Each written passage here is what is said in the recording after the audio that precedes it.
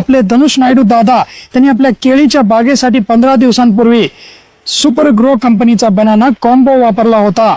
त्याआधी केळी कशी होती आणि वापरल्यानंतर आता कशी आहे, प्रसाद तुम्ही स्वतः स्क्रीनवर पाहू शकता। शेतकरी बांधवांनो नमस्कार, तुम्ही सुद्धा केळीची लागवड केली आहे का? तुमची केळी सुद्धा अशीच असावी असं वाटत असेल तर सुपर ग्रो कंपनीचा हा बनाना कॉम्बो वापरल्यामुळे नक्की काय रिझल्ट मिळतो हे पाहण्यासाठी आज आपण नरपालम मंडळात आलो आहोत। रंगापूर गावातील शेतकरी धनुष नायडू यांच्याकडे आपण आलो आहोत। दादा, हे वापरल्यामुळे नक्की काय फायदा होतो, हे कसं आहे दादा? यामुळे झाडांची वाढ समान होते आणि ती एकाच पातळीत येतात। आम्ही बरोबर 3 महिन्यांचे असताना हे वापरलं होतं। वाढ एकदम सारखी झाली आहे। आता 3 वर्ष झाली आहेत, हे 3रं वर्ष आहे। वर्षातून साधारण 3 वेळा आम्ही सोडतो।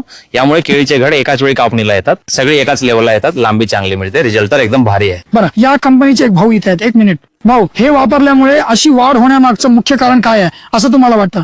शेतकरी जे खत देतात ते केळीच्या झाडाला वेळेवर आणि पूर्णपणे मिळत नाही। आमच्या कॉम्बो मध्ये काय आहे की त्यांनी दिलेलं खत आणि जमिनीतील सर्व पोषक तत्व केळीच्या झाडाला मिळवून देण्यासाठी आमचा कॉम्बो मदत करतो। त्यामुळे रिझल्ट खूप चांगला येतो आणि येणारं पान अगदी हिरवंगार असतं। काही भागांमध्ये आपली केळीची पानं पूर्णपणे पिवळी पडतात, ज्याला पोषक तत्वांची कमतरता म्हणतात। त्यांनी खतं दिली असतील तरीही पानं पिवळीच पडतात। पण हा कॉम्बो वापरल्यामुळे जर झाड पोषक तत्व घेत नसेल तर आपला कॉम्बो ती मिळवून देण्यास मदत करतो। त्यानंतर येणारं पान हिरवंगार येतं। आम्ही बऱ्याच शेतकऱ्यांचे व्हिडिओ पाहिले आहेत। आता या भावाच्या बागेतही सगळं कसं हिरवंगार दिसतं, याचं मुख्य कारण म्हणजे बनाना कॉम्बो। बरं, तुमच्या बागेतही जर अशी पानं पिवळी पडत असतील आणि झाडांची वाढ नीट होत नसेल तर सुपर ग्रो कंपनीचा बनाना कॉम्बो नक्की वापरा, चांगला रिझल्ट मिळाल्याचं आमचे शेतकरी सुद्धा सांगत आहेत।